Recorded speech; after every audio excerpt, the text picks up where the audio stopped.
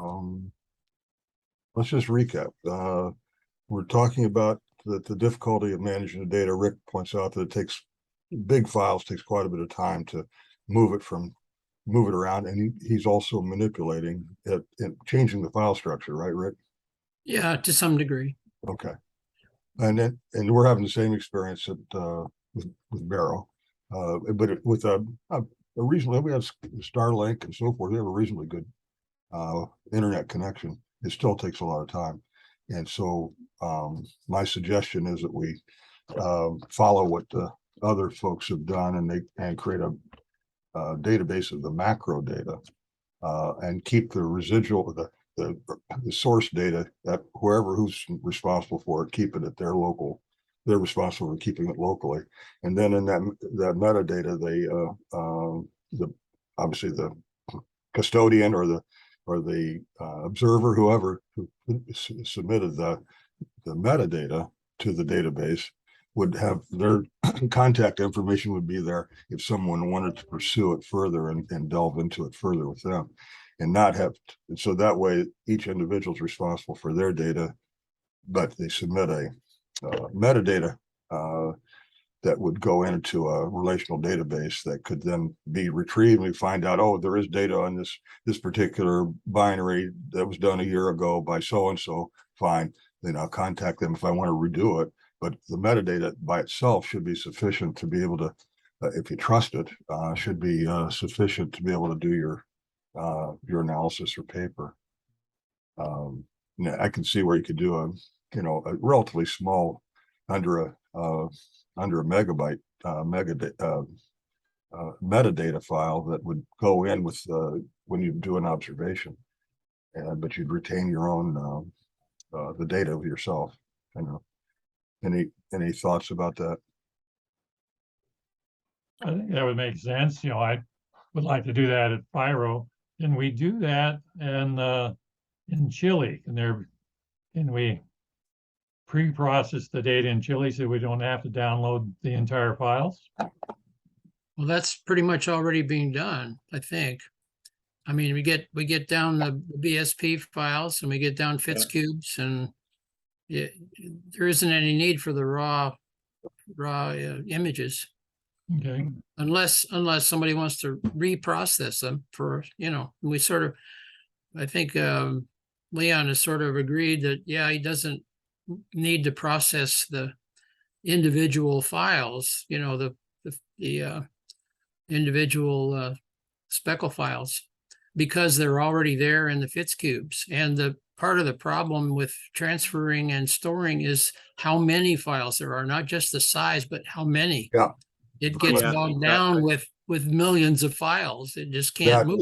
That's the problem. And so by using FitzCubes instead of individual 1,000 files, it's really a huge multiplier on performance. Yeah.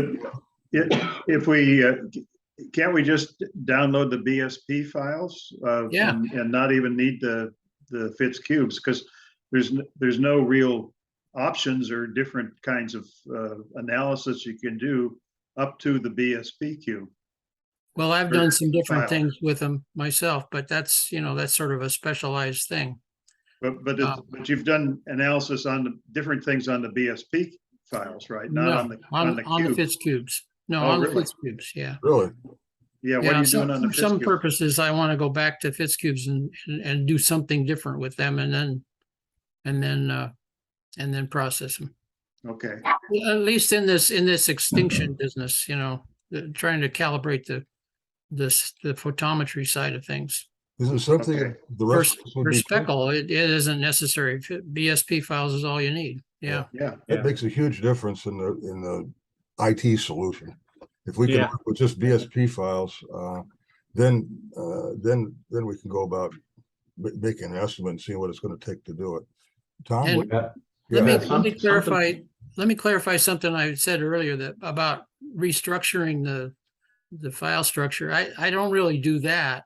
What I meant was I have to rename individual files, BSP files or FitzCubes, whatever they are, in order more completely, in order to not rely on the file structure of folders above them for what they are. I have Right, to so more completely identify them individually as separate from any other file in that whole group of data I'm going to process. And the purpose for that is just so that, it can lend itself to batch processing in STB and make it easier to do the manual part that comes at the end. Is it something that should be modified in the current? Well, I don't know if it should be modified or if it, Tom and I have discussed that a little bit on email, I think, but if you put too many folder levels in there, then the name gets so cumbersome, it's less useful. Yeah. So it's it's hard to say. Tom, you got your hand up. What's up? Yeah, I was going to say, the way you're talking about moving the metadata and stuff around only, and if you need to draw the FITS cube, sounds like a great idea to be able to do that. But that's the way we operated APAS for over 9 years. I had all the images stored on local drives, and I put them on an external hard drive. All the processing was done on that computer, and all we had was basically the photometry list that came out. Right. That was nothing more than just a text file. Right. That was easy to transmit up just like you would any metadata file.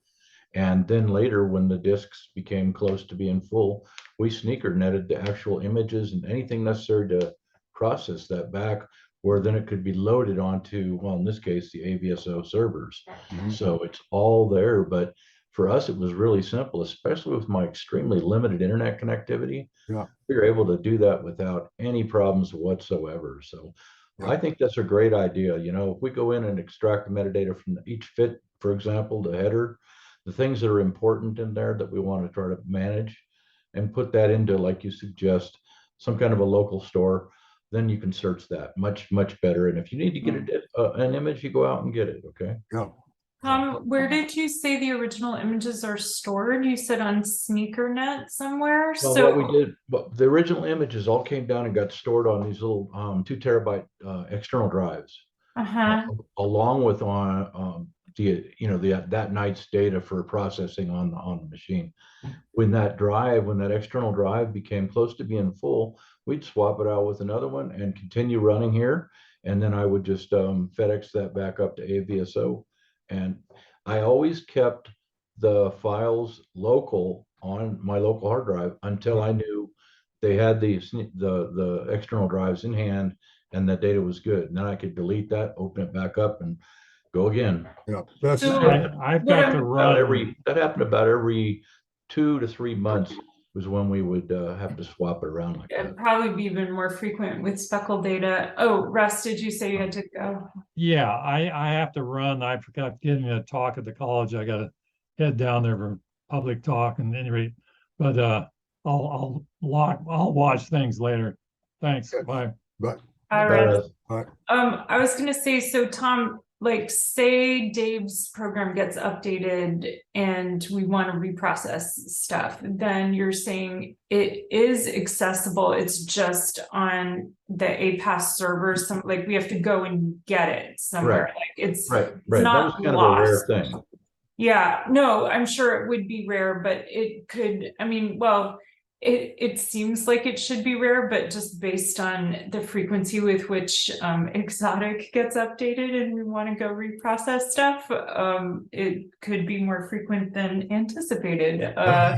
And so I guess that's the best of both worlds, like conceal it unless it's needed, but have it in case it's needed. So Right. those 2 terabyte hard drives, it would probably be quicker to fill up with speckle stuff than maybe traditional photometry, but it would be good to have that if it's possible. But even then you have to do that transfer of those 2 terabyte hard drives, right? So that, like, we sort of put the problem on somebody else. But it still continues to be hard for someone, I would imagine. Really, actually, it was pretty easy because Oh yeah. every image is stored on the AVSO databases right now. Every absolute image is there. We got the files, okay, Mm-hmm. and that's quite a few. We had like 90 million stars that we analyzed, or more than that. And Oh, the wow. images from each one of those, and it wasn't just one time there, it was many times there, it was many images for each one that got processed. But yeah, it makes it so that when whoever receives the external hard drive at the time, they just load it in file space somewhere, and then of course have a backup of that too.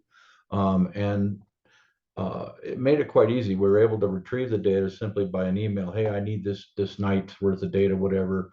You know, they could zip it up and send it off, or put it in a, you know, a accessible store somewhere like Google Drive or whatever, and then you could go get it and then delete it. So you didn't, you know, stack them up. You didn't need it. But you say at the server at AVSO, they you just had the metadata, but you had this library full of 2 terabyte drives. Is that what I understand? No, we kept recycling like 3 drives back and forth. Oh, It okay. was really nice because Okay. once they got it, they would actually copy all of the images up onto, you know, their file space, Okay. and they were available. And then the metadata I talked about, every morning after the night, all the images were processed using IRAF to extract the photometry and do the things we needed there. That was put into a small text file. I mean, it must have been like 200K at the most. And that was shipped up to AVSO headquarters every morning over the internet. Real easy. Hey, Jamie. Hello, sir. The Trying to figure out this bullseye. oh, Mark, can you Yeah. mute yourself? Stop using wild speak first and foremost. Okay, I'm muted. Yeah, I think conceptually we're in the right track here. I'm just concerned about whether, in a way, it seems to me that it'd be very nice to be able to have the nice thing to be able to have the BSP files retrievable. Absolutely. Yeah, I think that's important. That's Yeah, that would be, and that's not too big. What's roughly a BSP file size? Is it, what are we talking about? I should know. Anybody know? I think it's just a few meg. Yeah, 2 megabytes. Okay, well, it's manageable. If we can design to that level, then let me think through about how we might do that, because that's a pretty powerful database. You don't need to even do what Tom's talking about potentially if you have the BSP file. But what I'm concerned about is that you're saying that we may need to get the Fitz cubes. That's when the database gets somewhat larger. how big are the Fitz cubes typically? 10. They're almost as big as the whole individual files. Yeah, they're big. Yeah, but the question is, if we process them locally to BSPs, you're saying that you sometimes have to go back and modify it so that modify the Fitz cubes so that you can process it. Well, that's just for special stuff. Usually for normal speckle, you don't need to do that. You're just renaming things, aren't you? Isn't it just rename Yeah, things? I've to renamed them, identify? and then I've done a different kind of processing on them too. For example, for the extinction stuff, we just took a relatively few longer exposures, so they're not really speckle. They're long exposure. You know, the long being 1 or 2 seconds or 5 seconds, and maybe only 5 images. And so what I wanted to do was stack those images to get one file to work on to extract the ADU flux. Okay. So that's just it's a different process. Yeah, that's something that's really up to but it's, you know, it doesn't have to be done very often. Yeah, and that would be something better done by the individual PI than it would be the. Sure. And it really doesn't need to be done for speckle either, does it? No, it doesn't need to be done for speckle. All right. It's not a general requirement, no. Then let's think in terms of metadata with BSP files. Right. And then the thing that does need to be generalized is the kind of observing we're doing. Like, is it for a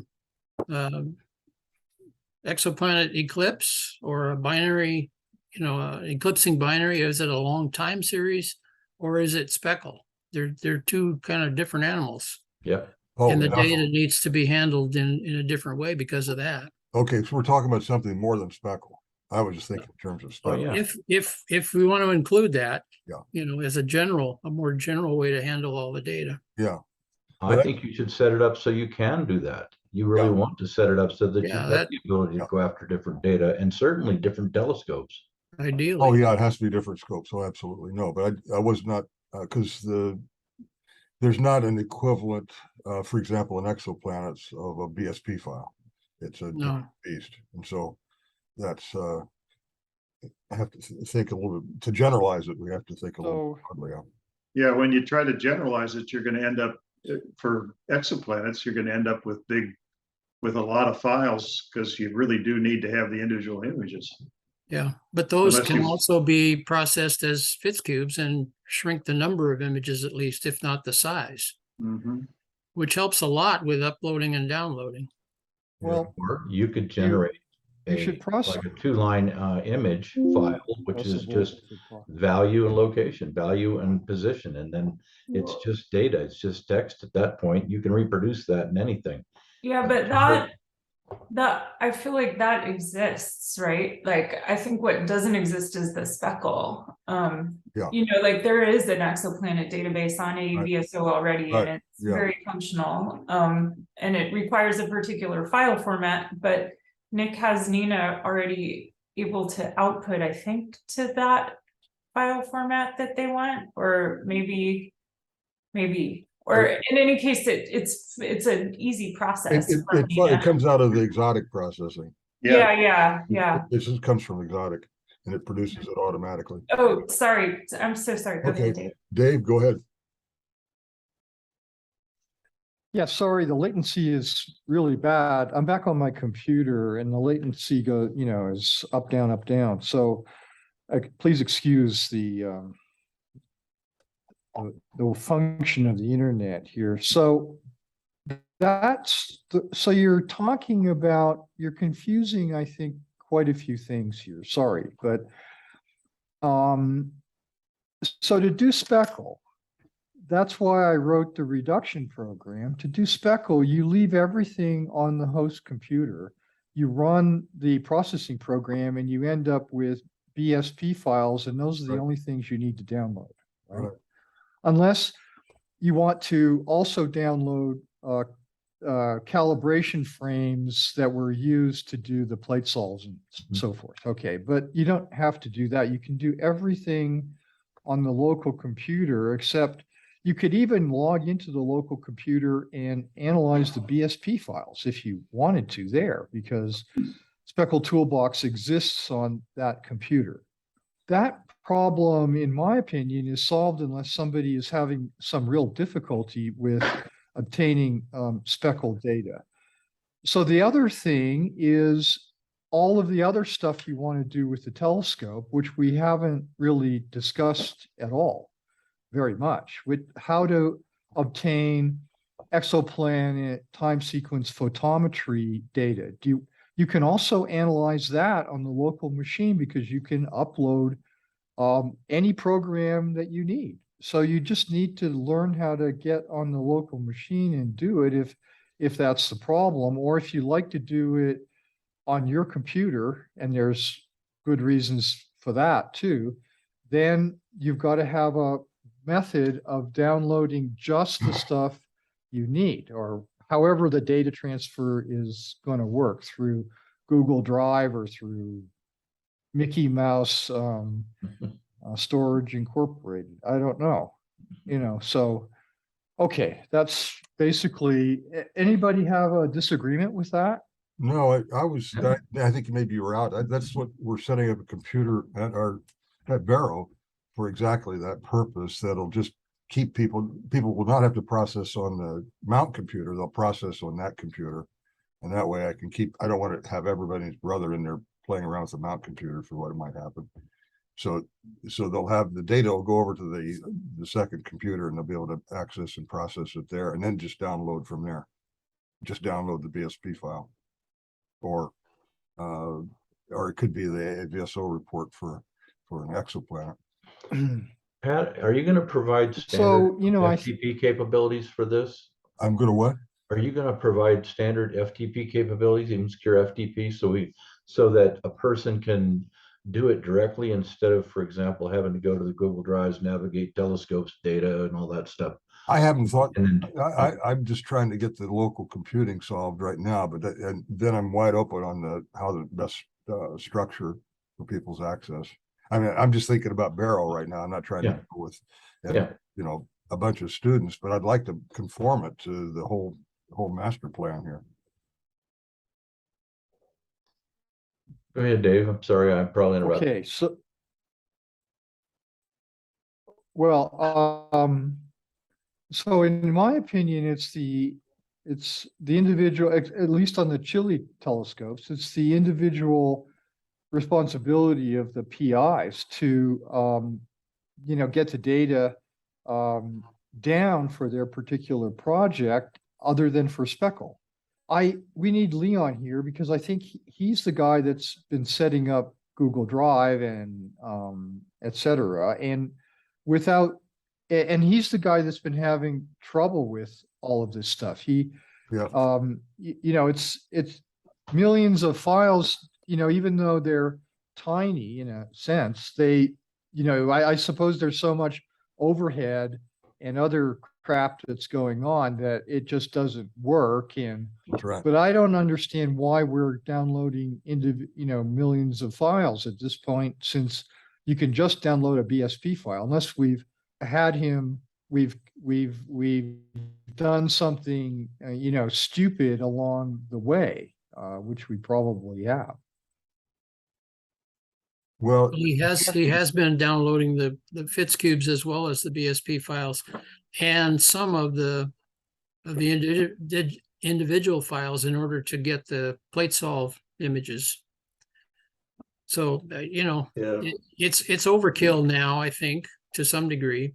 The problem was that we were uploading it to Dropbox, and then he had to move it from Dropbox to Google Drive or so, and it's now been changed, so we upload it directly to the Google Drive, which works better.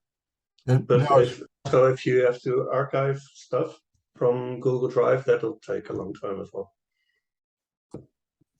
See you, Mark. Yeah, okay, but he's processing them there on the Mount computer before uploading them to Google Drive. Well, you just drop them in the Google Drive and then process them while they're there, kind of thing. Okay. And the BSP files and FITS cubes and things will get uploaded when they're created. Okay. I just run the STB program on the Google Drive stuff. So you ran it on the Google Drive. Yeah, well, I mean, it was probably still local. Okay, I was gonna say, I don't see how you run it on the Google Drive. But it was in the directory that gets uploaded to Google Drive. Okay. Okay, you had his hand up. Dave, yeah. Okay, right. So, we have to make it so for speckle, I think it is working and easy, right? I think all you have to do is to go and get the BSP files, and then if you need additional data, you just go get it as you need it. I don't think there's actually a problem. I mean, whether we upload this through, maybe we're making it too complicated. But I do want to encourage you to be able to go onto the host computer, because it's just another Microsoft Windows 10 machine, and you can do all of your processing that you need on that machine locally. You can you can use it as another computer. You just use a desktop app, and that's a very, very easy way to get it done. So if you want to reduce your exoplanet data up there and you can't wait to get it downloaded or whatever, or you just, log into the machine and put the analysis programs on the machine that you need. Okay. Isn't that what Leon has already done, is to operate all that stuff on the local machine in Chile? to create the Fitz cubes and I don't know create the what BSP Leon does. files and then upload them. I think that's what he's done. Yeah, usually I just after when the night is finished, I just run STB afterwards, and then it'll process all the files for that night. So you've done it. Yeah.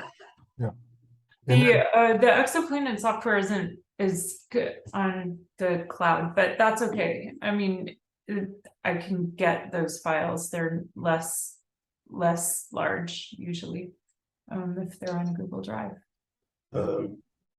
It took quite a few. Yeah, no, I For know. the Well, exoplanets. I know, but I don't need to get them. So he put them on Google Drive, and then I was able to run Exotic on them on Google Drive, so I didn't need to download anything. right.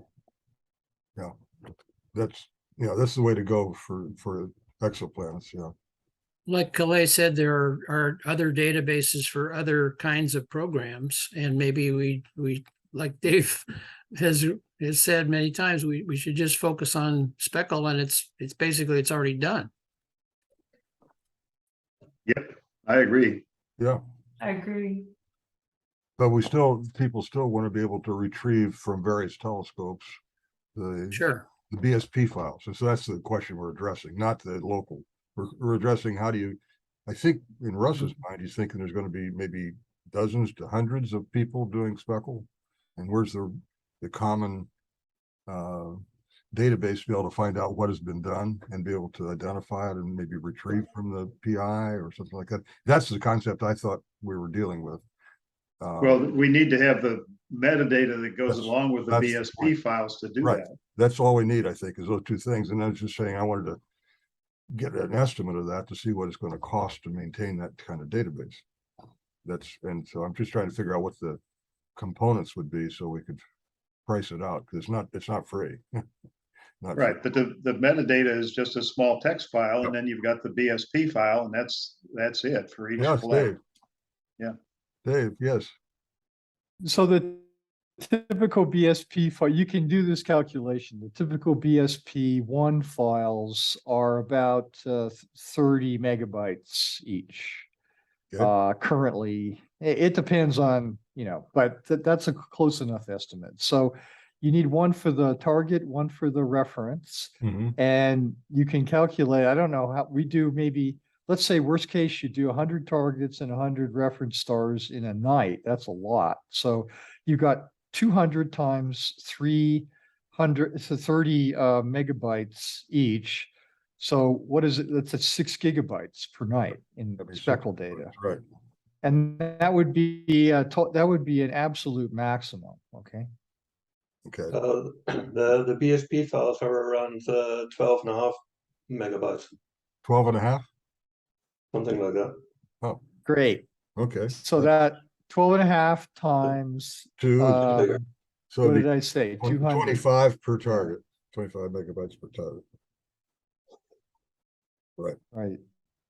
So Depends how many frames 100 you ask targets.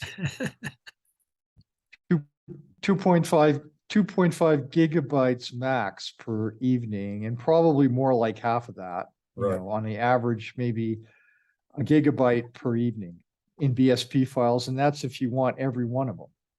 right. Right.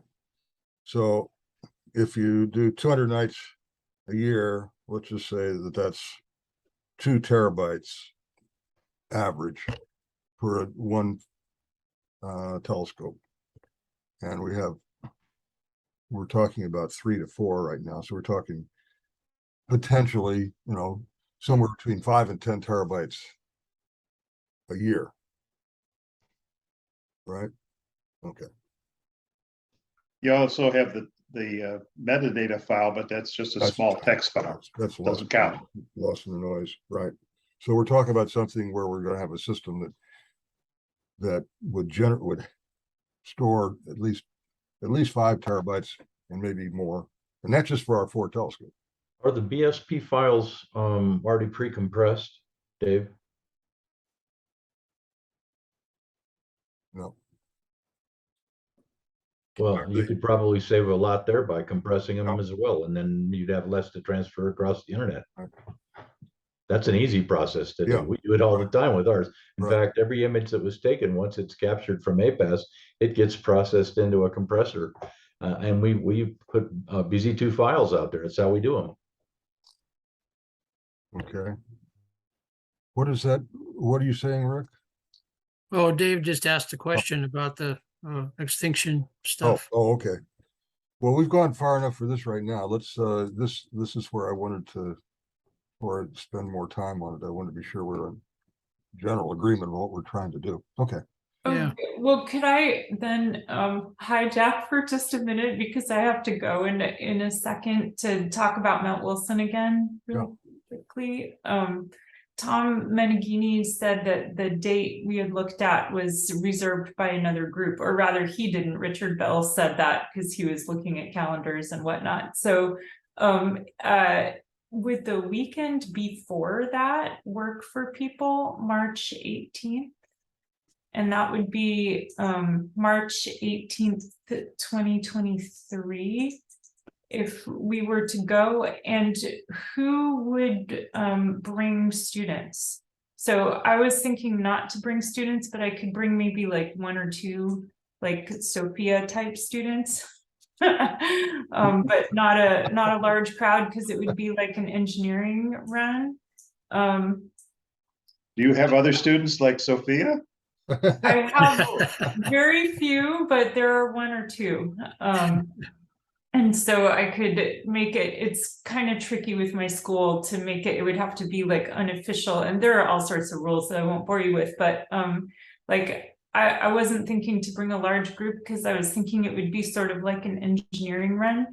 And I just wanted to know before I asked Tom to reserve the night if people could come. I know Reed has the camera now, so I would ask him about equipment, but I don't know how to operate it. So there needs to be some amount of expertise that can commit to showing up before I want to make that reservation. So that's why I was asking in this group. Dave? Yeah, I think if you, Rick and Reed and I and Tom, if he comes, could all set up the equipment for you. So, I mean, it would be a real pleasure to do that, and I would love to do that. You just have to be prepared that it could be really cold. That mountain can be very cold for some that's reason. the thing. Like, we were so spoiled last year; it was perfect, and I realized that especially as we go earlier, because the March 25th was the second weekend of our vacation, and March 18th is the first weekend. So those are really the only 2 times, but they're before observing season for a reason, which is another reason that I would not be bringing a large group of students, just the likelihood of it not working.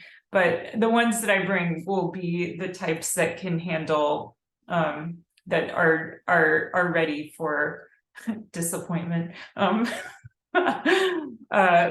yeah, Well, be ready for the cold. Yeah, well, cold too. Yeah, cold too, but also potentially unable to observe because of clouds.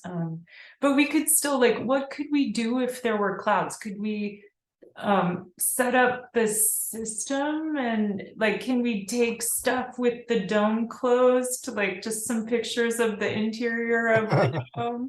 The clouds are intermittent. We can still try speckle. Yeah. We did speckle on a not perfect night with a 100-inch a couple years ago. Okay, yeah, we can Well, give it a shot.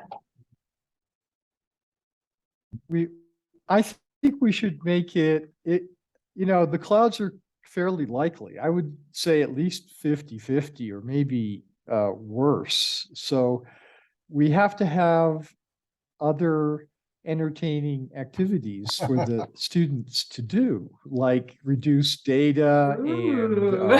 And maybe we could make a campfire and we could sing around the campfire. Yeah, we could and honestly, honestly, I mean, we have to hold have hands. Yeah. right. I would definitely be busy working on the You could- system, the networking system, so that's not a problem for me. Yeah, I was We gonna say could- Tom's system's important. We should definitely plan that as a plan B at least. Well, I Yeah. plan to run that system with Russ, like I said, at the Arizona telescope, what we choose here pretty soon. I think it's going to be in December. Okay, we'll be plate Yeah, solving the so- interior of the dome.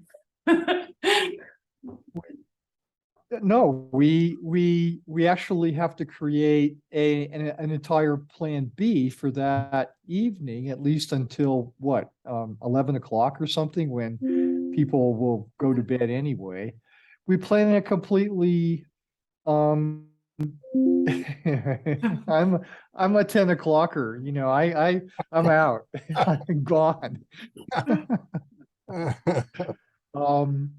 But we could have mini lectures, we could have discussions Rick could discuss his, I mean, to do photometry is kind of on land alt stars is a fascinating area. Mhm. Anybody else have, Scott, can you bring topics? I can bring a lecture.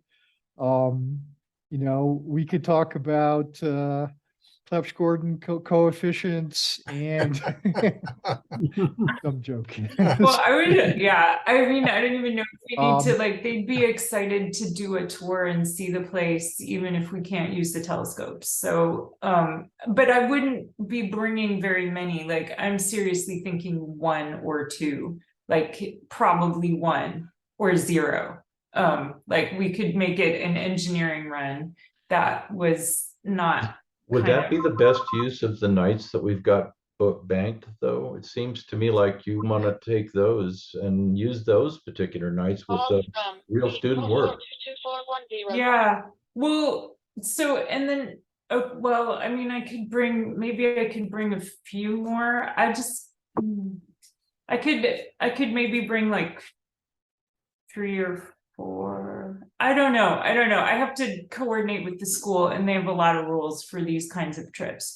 But one thing Reed had pointed out was that, especially for an engineering run, it would be great to get Leon and or Nick involved early, because when we were there last time, we were going to use, I don't even know all the details. Leon would know all the details. Like we were going to use, maybe we were going to use Nina, but then they couldn't at the last minute because, well, Rick, you probably remember there was some connection thing, and Reed was like, yeah, we need them to be involved early, so we would need to check whether like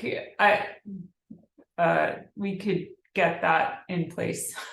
It was mainly my ignorance. I didn't know how to run Nina, and I guess nobody else did either. So that's Okay. we used the ZWO cam. Yeah, Okay. but you really can't use Nina in that setting. I don't think you can use Nina for telescope control, can you? No, No, I mean, you're you're not gonna going to have be to able have to do operators. it. no, can't. Not connected to the telescope. No. No, they Right. won't let you. No, right. It doesn't work. Oh, I see. Okay. Well, But Nina still can operate the camera and take the data, right? Yeah, okay, I don't understand like what needs to be involved. I'm just relaying that Reed had said that people using new systems need to be there earlier or something. But yeah, go ahead. So suppose we have 4 really good students that are engaged and interested, then we can show them how to do the entire observing run. And we just let them do the observing run. It's totally a great experience to do it manually. You manually focus, you manually find the target, you use ZWO cam to acquire the data and you process it in real time right there. And it's got to be the most ideal experience in the world to actually do astronomy. So 4 students is perfect because I think there's 4 spots that are required if you have the data being also processed. So Tom and Reed can set up this network so that we can all talk to each other, and then 4 students is perfect to do the complete job from beginning to end without anybody getting tired. Okay, I have 2 that I can think of. One of which is Reed Michael, who you know from last time. Maybe Reed could find 2 more. I can find 2 if that's the problem. You can find 2? Oh, yeah. Okay, Not so a- that would Not a be, problem at all. okay, yeah, so if we have 2 of mine and 2 of Pat's, Yeah. That's not a problem. that would be, yeah, I don't even want more than that. And that way it's not an official OHS trip, because I would have, yeah, go ahead, Yeah, Tom. Tom.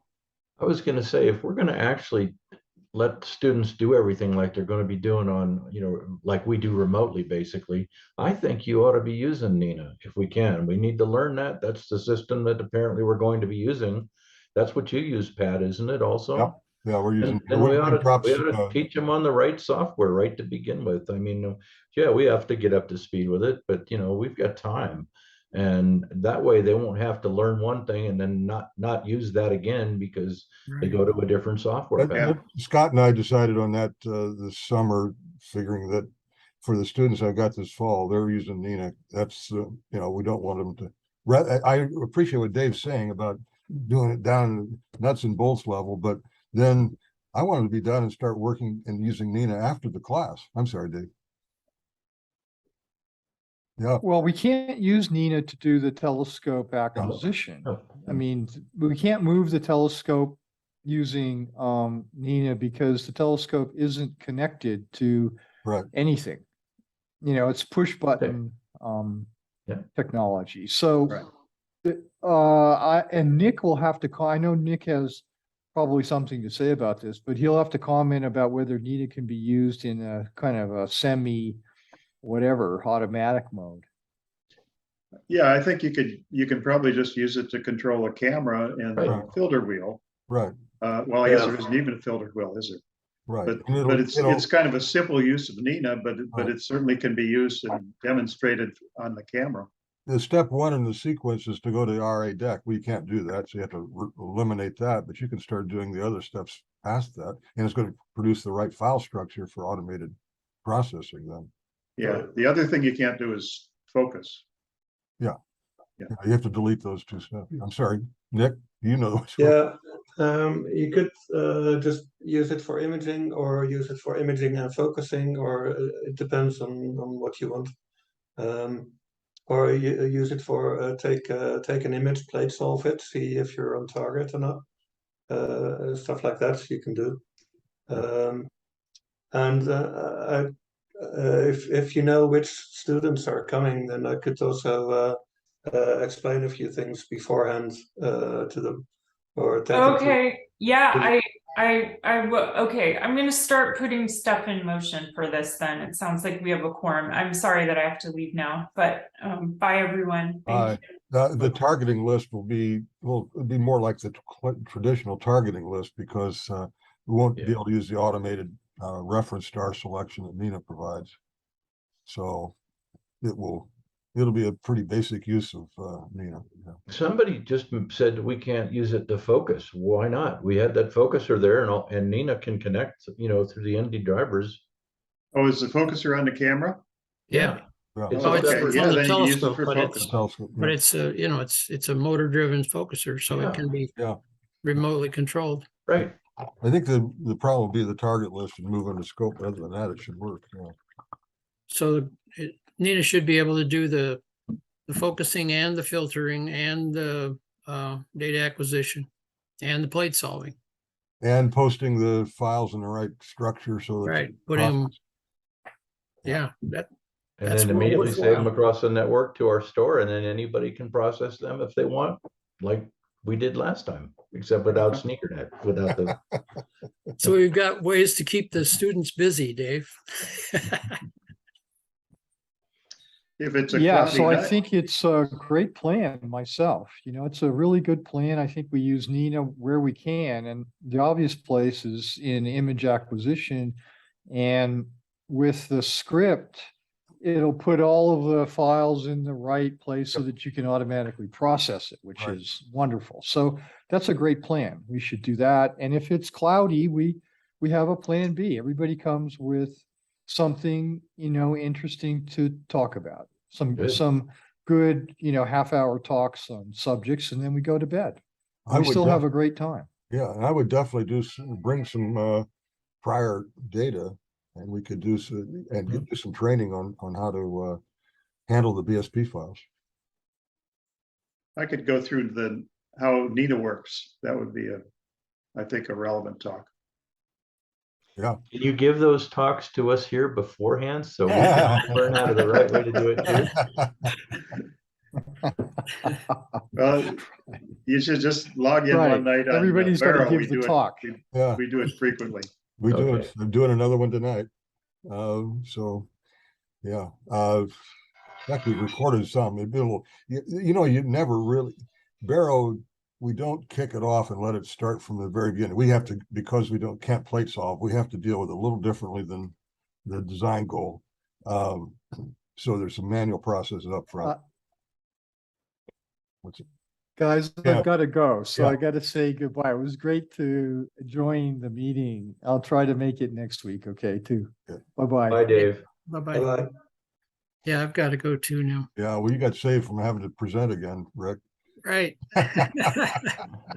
Maybe next week we can go through it again if anybody still wants to. Oh, I think they do. Yeah. Like I said, I'm not going to be here next week, so I'll figure out some way to get it hosted. Okay. And Okay. all right. See well, y'all. you guys will see each other next week. Okay. All right. Bye. Okay, bye-bye.